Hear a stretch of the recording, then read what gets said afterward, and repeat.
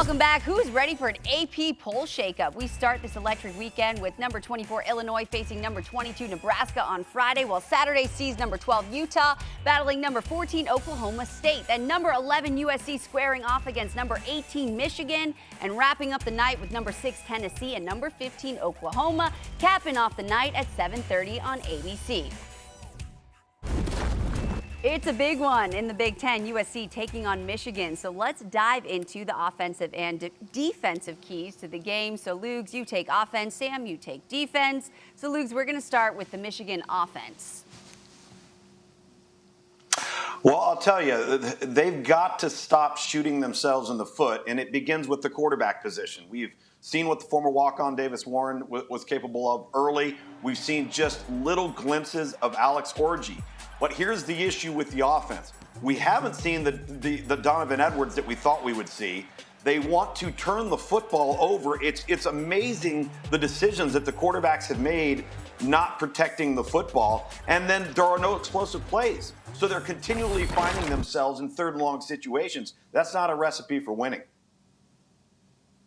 Yeah, and for the defensive side of the ball, USC has to make him prove it. What do I mean by make him prove it? Make Alex Orji prove that he can throw the ball down the field. For so much that Michigan has shown, now they're making a quarterback change. Alex Orji, for the most part, has been a running quarterback. He hasn't thrown the ball down the field. Now he's all of a sudden the starter. So make him prove that he can throw the ball down the field. How do you do that? Well, they're going to try and run the ball first. So you shut down the run. You get your tackles for loss. You live in the opponent's backfield. The Michigan offensive line hasn't been as dominant as they have been in years past, whereas USC's defense under D'Anton Lynn is a lot better. And so stop the run and force Alex Orji to beat you with his arm. Make him prove that he can do that. And if he does, then touche, you can give them the opportunity to try and beat you. And we know they've been looking for that opportunity. All right, on the flip side, Sam, let's talk about the Michigan defense versus that UFC offense and the keys there.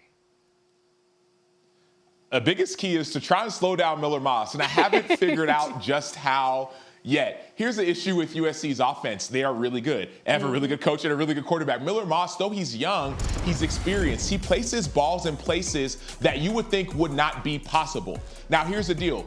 Their defense isn't what we saw last year. They could be a lot better. Their defense struggled, of course, versus Texas, one of the best offenses. But USC is a really good offense as well. So my key would be, okay, try to turn the ball over. Miller Moss did have an interception, I guess it was 2 weeks ago before their bye week. So try and force some turnovers, force some mistakes. The issue is he hasn't had a lot of them. And so frustrating Miller Moss by bringing pressure could be an option. Disguising your coverages could be another one. But it's going to be a long day and a tall task for Wink Martindale and the Michigan defense. Well, I'll say this, Sam. If you allow Lincoln Riley to run the football, he will run the football. So if Michigan thinks that they're going to play defense against SC in a light box, I would look for Woody Marks to have a big day. They love the guard tackle counter, the tight end tackle counter, and they will run it if you allow them to. We saw some glimpses of him against Utah State in a shutout, but I thought he was impressive versus LSU to kick off the season. So don't think that they won't run the football. I think that's what Lincoln Riley at its core wants to do. All right, well, let's stay in the Big Ten because the new AP poll came out this week with Texas at the #1 spot, followed by Georgia at #2 and Ohio State at #3, although in many eyes, we haven't quite seen them tested yet. Their season opener against Akron had some questions, and however, after a week off, they faced Marshall. But before that, Marshall head coach had a very intriguing and delicious offer to OSU players. I feel good about the players we have. Would love to have some of those guys from Ohio State too. So if they want to transfer on down, we've got a Tudor's Biscuit NIL, all you can eat. So if any of those guys that run really, really fast at Ohio State like Tudor's Biscuits, I promise you, all you can eat all day if you transfer here. So, but yeah.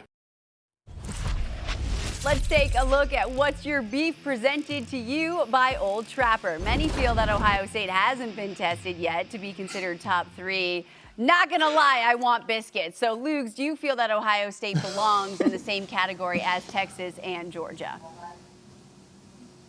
Absolutely they do. With the roster that they've assembled, there's no question. I'm curious to know if the NCAA is going to come after Coach Huff for openly tampering with another team's players in a public press conference. I want biscuits. I think Ohio State, what they have done is they already had a core nucleus of elite level players. And they went out and they said, how do we make us unstoppable? Where are areas that no matter who we take the field against, we're going to be the best team in the best position group? So they went out and did it. They did it at safety with Caleb Downs. They did it at running back with Quinshaw Judkins. And they've done it at wide receiver and recruiting with Jeremiah Smith. And the quarterback position has been just fine. This is a loaded football team, guys. And if we're going to sit here and talk about Tennessee being a loaded football team, in the schedule they've played, you have to talk about Ohio State in the same vein. Well, they're loaded, but they're also together. I think about like the loaded baked potatoes with all the cheese and the bacon and the sour cream. I haven't had those in a while, right? Try to cut down on the calories, but they're together. This team plays together. That's what Ohio State does. I watched a play from, I guess it was their game last week, a 80-yard touchdown run by Quinshaw Judkins. And you know who was down the field sprinting with him? Their right tackle, Josh Fryer. He's there as well. Now you go to the defensive side of the ball.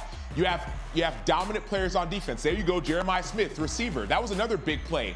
All this team does is not only are they talented, but they play together. They play for one another. When they play this weekend, every week, I want y'all to watch how much they celebrate. Watch the offensive linemen as they celebrate with their teammates when touchdowns are scored. That's why I know that this team not only is talented, but they're together, almost like a baked potato. Or a biscuit. And who doesn't love a biscuit? Those also won't make you go faster. All right, we're going to...